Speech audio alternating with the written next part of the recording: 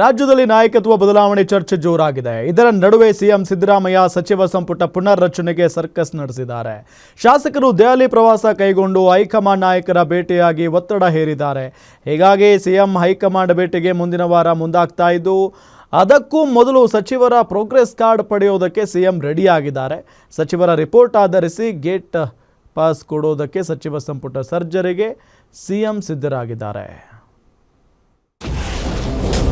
ರಾಜ್ಯದಲ್ಲಿ ಸಚಿವ ಸಂಪುಟ ಪುನರಚನೆಗೆ ಸಿಎಂ ಸರ್ಕಸ್.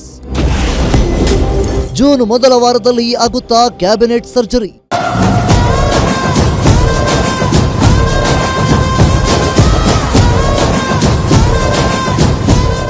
ಕಾಂಗ್ರೆಸ್ ಹೈಕಮಾಂಡ್ಗೆ ಒಂದರ ಮೇಲೊಂದು ಟೆನ್ಷನ್ ಶುರುವಾಗಿದೆ.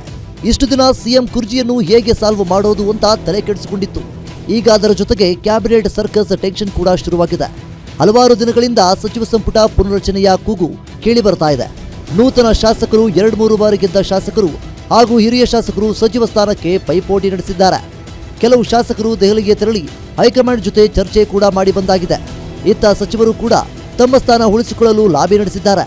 ಇದರ ನಡುವೆ ಸಿಎಂ ಸಿದ್ದರಾಮಯ್ಯ ದೆಹಲಿ ಪ್ರವಾಸ ಕೈಗೊಳ್ಳುತ್ತಿದ್ದು, ಸಚಿವ ಸಂಪುಟ ಪುನರಚನೆಗೆ ಹೈಕಮಾಂಡ್ ಬಳಿ ಅವಕಾಶ ಕೇಳಲು ಮುಂದಾಗಿದ್ದಾರೆ. ಸಿದ್ದರಾಮಯ್ಯ ದೆಹಲಿ ಪ್ರವಾಸಕ್ಕೂ ಮುನ್ನ ಸಚಿವರ ಮೌಲ್ಯಮಾಪನ ವರದಿ ಪಡೆಯಲು ಮುಂದಾಗಿದ್ದಾರೆ. ಸಚಿವರ ಪ್ರಗತಿ ಪರಿಶೀಲನೆ ಆದ ಬಳಿಕ ಸಚಿವರ ವರದಿಯನ್ನು ಆಧರಿಸಿ ಯಾರಿಗೆ ಕೋಕ್ ಕೊಡಬೇಕು ಅನ್ನೋದನ್ನ ನಿರ್ಧರಿಸಲಿದ್ದಾರೆ.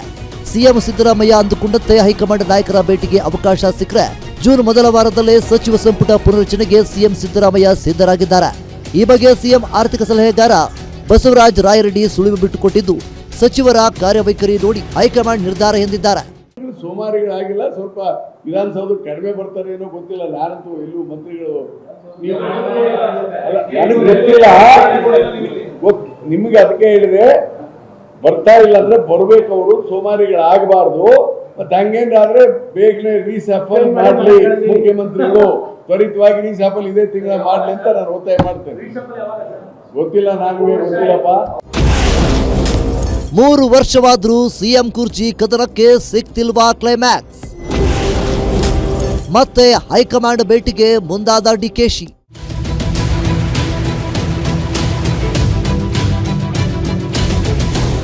ಸಂಪುಟ ಪುನರಚನೆ ಜೊತೆಗೆ ಕುರ್ಚಿಯ ಫೈಟ್ ಕೂಡ ಜೋರಾಗಿದೆ. ಸರ್ಕಾರ ಬಂದು 3 ವರ್ಷವಾದ ಕಾರಣ ಕುರ್ಚಿ ಕದನ ಕ್ಲಿಯರ್ ಮಾಡಿಸಿ ಅಂತ ಪಟ್ಟು ಹಿಡಿಯಲು ಡಿಕೆ ರೆಡಿಯಾಗಿದ್ದಾರೆ. ಆದ್ರಿಂದ ಮತ್ತೆ ಹೈಕಮಾಂಡ್ ಭೇಟಿ ಮಾಡಲು ಪ್ಲಾನ್ ಮಾಡಿದ್ದಾರೆ. ಸಿಎಂಗೂ ಮುನ್ನವೇ ರಾಹುಲ್ ಗಾಂಧಿ ಭೇಟಿ ಮಾಡಲು ಡಿಕೆ ಪ್ಲಾನ್ ಮಾಡಿದ್ದು, ಇದೇ ವೇಳೆ ಕೊಟ್ಟ ಮಾತಿನಂತೆ ಅಧಿಕಾರ ಹಂಚಿಕೆ ಮಾಡಿಸಿ ಅಂತ ಪಟ್ಟು ಹಿಡಿಯಲು ಪ್ಲಾನ್ ಮಾಡಿದ್ದಾರೆ.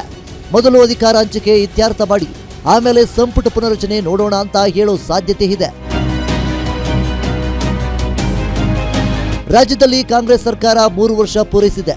ಆದರೆ ಶಾಸಕರಿಗೆ ಸಚಿವ ಸ್ಥಾನದ ಭಾಗ್ಯ ಸಿಕ್ತಿಲ್ಲ. ಇತ್ತ ಡಿಸಿಎಂ ಡಿಕೆಶಿಗೆ ಸಿಎಂ ಭಾಗ್ಯವೂ ಸಿಕ್ತಿಲ್ಲ. ಇದರ ನಡುವೆ ತಮ್ಮ ಕುರ್ಚಿ ಸೇಫ್ ಮಾಡಿಕೊಳ್ಳಲು ಸಿದ್ದು ತಂತ್ರ ಮಾಡಿದ್ದು, ಹೈಕಮಾಂಡ್ ಏನು ಹೇಳುತ್ತೋ ನೋಡಬೇಕು. Durgesh Nayak, political bureau, Guarantee News, Bengaluru.